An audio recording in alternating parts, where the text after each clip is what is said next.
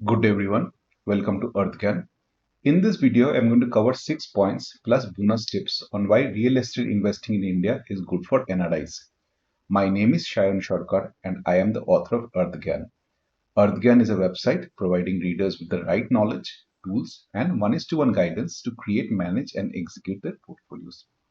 Before getting started, please put in a comment below why you think real estate is not a good investment option in your opinion before you hear the points I'm presenting here. Let's go. First, we are going to discuss, are people willing to buy houses in India? So this is something I came across on Reddit the other day, and this is not really new. I've been hearing these things on social media for a very long time, and I've collated those comments on this slide.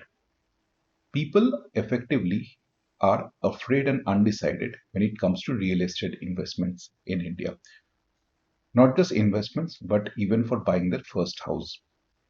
The points being made range from houses being too expensive, what if there's a job loss, being a slave to home loan EMIs for 20 years, what if they move from one city to another city and decide to move houses? Why not buy in their hometowns? And most importantly, why not simply invest in mutual funds in SIP form?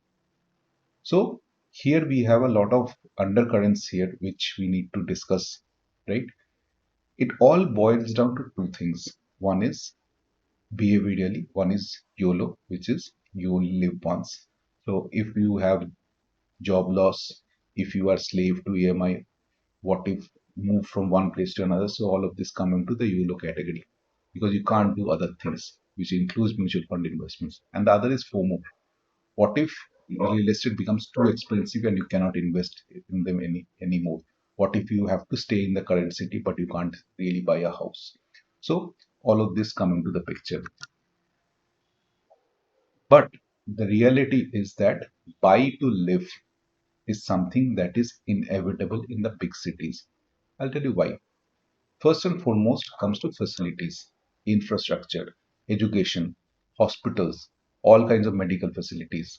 The people around you, that is a gentry, the people you want to be associated with living together. So all of this you're going to find in the big cities. You'll not find these in tier two cities, even if they are capital cities in India. So only the big cities will have this much level of facilities. Next comes to return to office. COVID showed that work from home as a model works. However, due to multiple factors, all companies are now mandating various levels of return to office. 2 days a week, 3 days a week, maybe even more. What happens as a result of this RTO is that you still need a house in the big city where you're going to live with your family. Because where will your children go to school? Where will your wife be working? So all of this is still possible. And you cannot really commute from, let's say, a smaller tier 2 city to the big city to attend office twice a week. Because then you'll have to maintain another setup. You'll have to still pay rent in a PG or somewhere. And honestly speaking, that is not the quality of life which many people would aspire for. And for NRIs, this is an opportunity because not just diversification of portfolio and all those points, but having your own house in India is one of the pillars on which your retirement plan will be built on. In case you are undecided today where you will have your retirement, which country, or you finally decide that you will come back to India and retire here. So, having the house in India, which you will put on rent today and later maybe retire in it or do something else with it, is a good option. Remember one thing, moving from a big city to a small city is easy. A 2 crore house in a big city, rather a flat in a big city, will give you a lavish bungalow in a small city. But a small house in a small city will not give you anything in a big city. And that is how economics works all over the world, and the same is true in India as well. Next, I'm going to discuss about rental increases. This is a fact since COVID. Ever since work from home ended and companies are calling people back to offices, rents have appreciated all over the major cities. Take the cases of Bangalore, Pune, Hyderabad, Mumbai, Delhi, NCR. Everywhere rents are going up and people are unhappy. Rather, the people who are staying on rent are unhappy. The landlords are obviously very happy because they have seen their market being depressed for some time, and now they are recovering and they are very happy. And all of these factors together make a case for NRI investment in real estate. Let's tackle this part. Why NRIs should invest in real estate in India? First and foremost, the concept of portfolio diversification comes here. Portfolio diversification outside their home countries, that is outside, let's say, US, Canada, Australia, wherever you are. Rupee depreciation, I'm going to discuss this in detail after this. And of course, building a passive income stream in India apart from dividends. I've recently created a dividend investing video for NRIs. I'm going to link that into the description section. And most importantly, the opportunity of investing in real estate. Why? Because as NRIs, you have seen the real estate story play out in all the major global cities like San Francisco, New York, Toronto, London, Sydney, Singapore, Dubai. Everywhere you've seen that people are staying on rent because the real estate in the major cities, the biggest business districts, etc., is too expensive, and that is something that has played out in Mumbai as well. Gurgaon is also going in the same direction. If you look at the new launches in Gurgaon and Bangalore, Hyderabad, Pune, all of these major cities are going in the same direction. It is a trend which will not reverse. Even if the house prices stay stagnant for some time, rents will increase because of the influx of immigrants into these cities. And lastly, there's obviously rupee depreciation as well. I came across this particular graphic for Trump 2.0 administration, which talks about rupee depreciation. Now let's take an example of an US based NRI who wants to buy a 2 crore property in India. And this money will be paid out as 50 lakhs over the next 4 years. Every time a payment is made, it is likely that the rupee has depreciated. And the net effect of that is the amounts that they have to pay every year that reduces slowly with time. Now imagine you're buying an appreciating asset. A house is an appreciating asset. You're taking loan for it. You will not get a loan for buying any other asset apart from a house. Car is obviously a depreciating asset. You will not get a loan for buying mutual fund and stocks as well. But you'll get that for a house. And the price that you pay for it, that is reducing with time. This is the only asset class, and only in the case of NRIs will this be possible. So this is something that is a huge benefit. Now, obviously, rental income, the way it would work is the typical rental yield on properties in India is 3%, right? But the 3% is on the current value of the house. Mind you, when you have bought the house, that becomes your denominator for calculating yield. So if you bought the house at 2 crores and you immediately give it on rent and the yield is 3%, you'll get 6 lakhs rent, which is 50,000 rupees. However, if the house appreciates from 2 crores to 3 crores, your rent will also increase in the same proportion. From 6 lakhs, it will become 9 lakhs. And that's the reality. Whenever we discuss that rental yields are 3% only versus other investments, but this yield does not stay constant because the price of the house appreciates and the rent goes along with that. Next comes the point of where to invest. Real estate obviously is a completely location play. Location, location, location. That's what they say whenever you talk about real estate. And these cities in India, I'm going to take the names now, they are seeing strong migration as well as the people who are already there in these cities, like Mumbai, finance and consulting, Bangalore and Hyderabad, IT and startups, Pune and NCR, startups, captives, and GCC, that is global capability centers. Those are there in all the other cities as well. We now know that companies are pushing RTO. Work from home will not work. Hybrid is the only way forward. And like I said, you're doing 2 days of RTO. You cannot have a small setup in the big city and commute between the big city and your hometown continuously. It will not be feasible. It will not be good for your health if you're staying in the big city. And that is why nobody will really be effectively be doing that.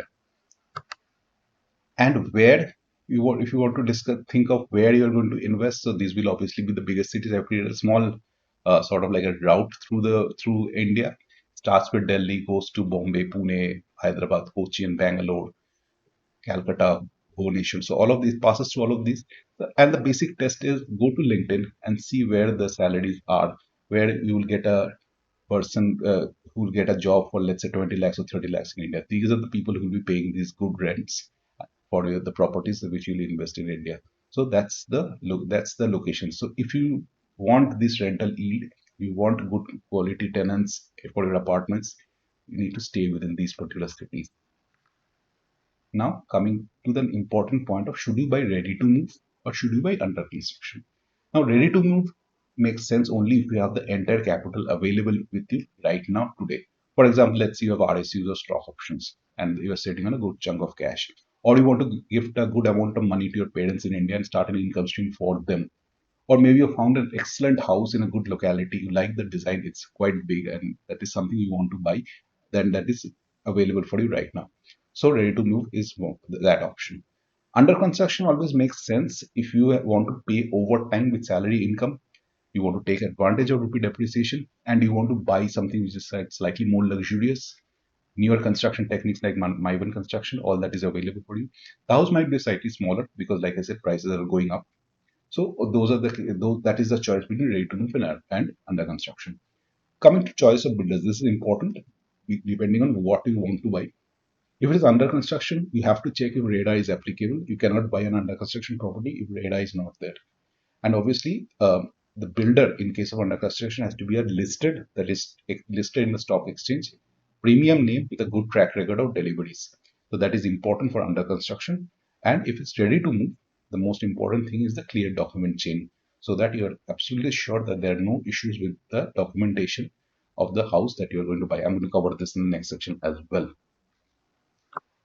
The another point about real estate investment is taxation and repatriation. Taxation is fairly straightforward: 20% TDS on rent and 12.5% on capital gains if you sell the house after 2 years. Obviously, you can invest in the name of your parents and reduce the taxes due to you. And if the taxes are in your name, you can take the advantage of DTA, double tax avoidance, to pay tax on the rental income only once, either in India or in your home country. Either of them would work, right? And repatriation is fairly straightforward again. Get hold of a CA. If you want to sell the property and take the money back to your home country, there the CA will help you with Form 6, 15 CA and 15 CV. And of course, the limit of repatriation is 1 million USD per year. So that's a good chunk of money for anybody. And last, like I promised, I'm going to do the bonus tips. But before that, if you like the video, please press the like button and leave a comment on which point really made an impact on you. And also, we are new on YouTube, so please share the video and subscribe to the channel. Come to tip 1, chain of documents. I mentioned this briefly earlier as well. So for example, is the encumbrance certificate present?